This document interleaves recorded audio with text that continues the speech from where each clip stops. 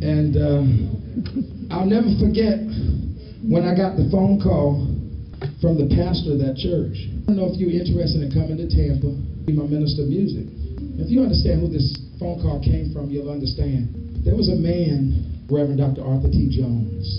May not know that name. I'm sure that many of you remember the legendary music of the Florida Mass Choir. Anybody remember them? They sang songs like Jesus is mine, everywhere I go, be steadfast and movable. Y'all just sang one of them, All in His Hands. Who was that? Sang All in His Hands.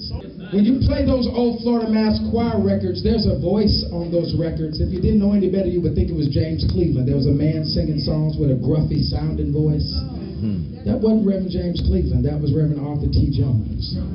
But quite naturally, and Isaac knows this, I came to Tampa. I was his minister of music. For what I did not know, and he did not either, the sunset of his life. When I came to be his minister of music, he had a few years to live. He didn't know it at the time. Soon, y'all know, the sickness jumped on him. He became really sick. And so for quite a while, our pastor was not able to come to church. And it's no secret. Y'all know how cancer will do you. So I'm glad to hear about the cancer survivors. And let me tell you something. You say you're not a prophet, but you called out one of our cancer survivors in our choir. Where are you, Miss Pat? Raise your hand. But you spoke to her. She's a survivor. You didn't know that. But cancer jumped on our precious Pastor Jones, and he was out of church for a while. Go ahead and set me up, man. He was out of church for weeks at a time. He couldn't preach. And so one particular Sunday, they brought him to church. He had lost so much weight, he was walking slow. He was on a cane, man. And they gave him the mic. And they said, Pastor, do you want to say anything? And he had a really, really weak voice. And he said, you know, I've been off of the field a long time. He said, I feel like the Lord is my coach. And he took me out of the game. He said, if you know anything about preachers, when you have a burden to preach and you can't preach, you're too sick to preach, you can't even get to church to preach, it's something that just burns on the inside of you. He said, so while I've been watching from the sidelines, he said, I told the Lord, Chris, he said, I've corrected my mistakes. Lord, I need you to put me back in the game. Can I tell you that the Lord answered his prayer? A couple of weeks later, Pastor Jones came to church. He went in his office. They said, Reverend, what are you doing? He said, I'm getting ready to preach. He came to the pulpit, they helped him up the steps, and he preached this particular sermon. We did not know that the next 3 weeks, those sermons that he would preach would be the last sermons that he preached his entire life. This first week he came back, he felt well enough, he preached a sermon on Peter. Y'all remember the story of when Peter walked out on the water, and the Bible says that he took his eyes off of Jesus. And when he took his eyes off of Jesus, the Bible says that he began to sink. The prayer that Peter prayed that night out on the water was, Lord, save me. Pastor Jones said, I want to preach to y'all about prayer. This first prayer is from Peter. Said, Lord, save me. Pastor came back the next week. He said, I want to preach about prayer again. He said, I'm going to tell you the story about David and how David fell into the temptation of sin. And while he was out, he prayed to the Lord. He said, Lord, search me. Try me. If there's anything that's not like you, I want you to take it out of me. Sermon number 2 on prayer. Lord, save me. Lord, search me. The third week he came back, brother. We didn't know it, but this was the last sermon that he would ever preach in his life. Soon after he preached this sermon, the Lord called him home to glory. He came back that third week and he preached the sermon. He said, I want to tell y'all about Samson and Delilah. After Samson went through that entire ordeal, the prayer that they said Samson prayed out was, Lord, strengthen me. And so here it is, Pastor Jones have preached these 3 sermons about prayer. Lord, save me. Lord, search me. Lord, strengthen me. He sat down in the chair after he preached his final sermon, and the musician at the church at that time started playing some chords, just like the chords that these guys are playing tonight. And the Lord dropped in my spirit a little medley that brought all 3 of those sermons together into one daily prayer. We called the praise team up on the stand. They started singing, and the Lord gave us this song called Daily Prayer. Anybody know you got to pray every day? You can't skip a day praying. Right here, together, help me. Like Peter's plea, look faster, as he walked out on the sea, he said, Lord, I need you to save me.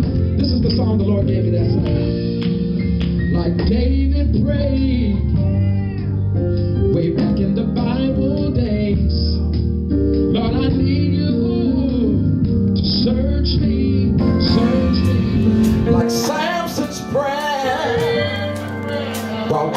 enemy's snare.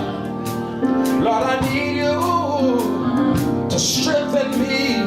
But out of all these three, what they most mean to me is one very simple, intentional daily prayer.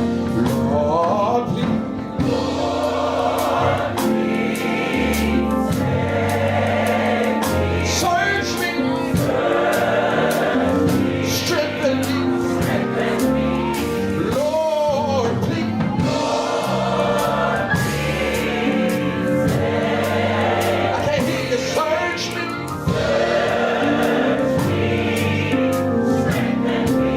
That's the prayer that we pray every day.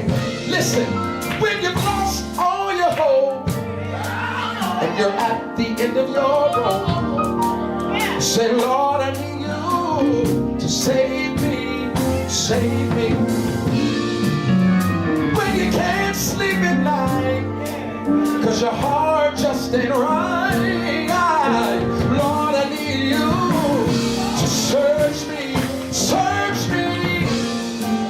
When all your strength is gone and you feel you can't go on, Lord, I need you to strengthen me. And out of all these three, what they most mean to me is one very simple, intentional daily prayer. By the sea, daily prayer.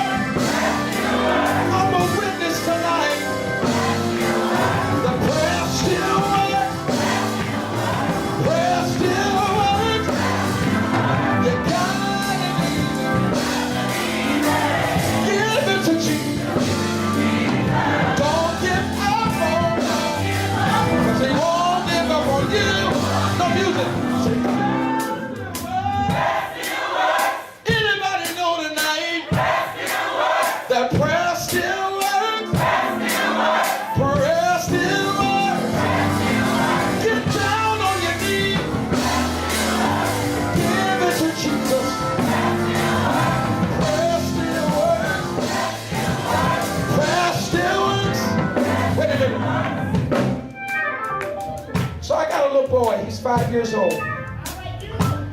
How many know that they are never too young to teach them the value of prayer?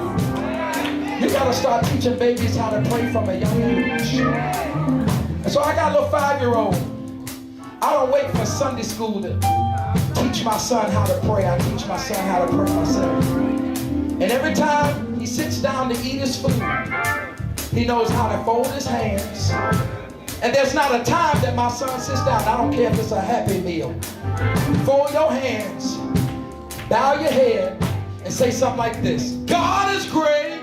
God is great. God is good. God is good. And we thank him. And we thank him for our food.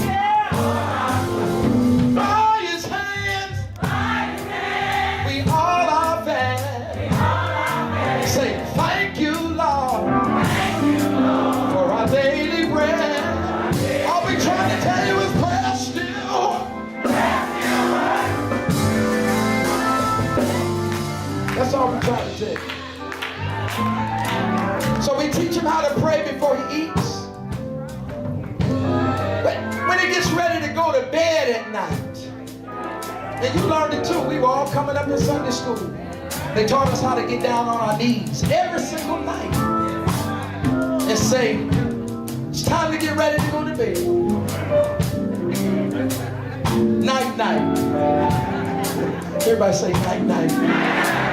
But there's never a time that you don't lay down and say, now I lay me down to sleep. Everybody say, now I lay me down to sleep. Pray the Lord my soul to keep. Say that. I pray the Lord my soul to keep. I should die before I wake. If I should die before I wake. Pray the Lord my soul to take. I pray the Lord my soul. These are just hits right here. Say prayer still works. Prayer still works. All right? Yeah, just hit on that part. Just like 3 hits right all together. Try it. Let's try it. Say prayer still works. Prayer still works. Yeah, something like that. Yeah, y'all thank God for the drama tonight. Chris, I appreciate you. Not only should we pray before we eat our food, not only should we pray before we get ready to go to bed at night, but there are times when you don't have time to pray no long, fancy prayer. Anybody ever been in a situation where all you can say is, Lord have mercy? No rhyme or reason, you just got to call him. My granddaddy was a deacon. And every now and then they would call him to the front of the church, and my granddaddy would pray like this: Our Father, which art in heaven,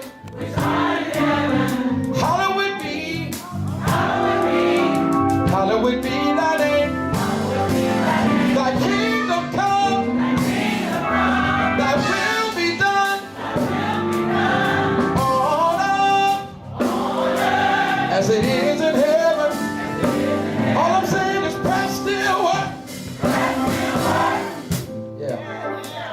That's all we're trying to tell you tonight. And then he would wrap up the end of the prayer, and we're finished tonight. And all he would say, build it up for me, say, and thine is the kingdom, thine is the power, thine is the glory, forever. Oh, prayer still works. Good night, prayer still works. Come on, Ruffin.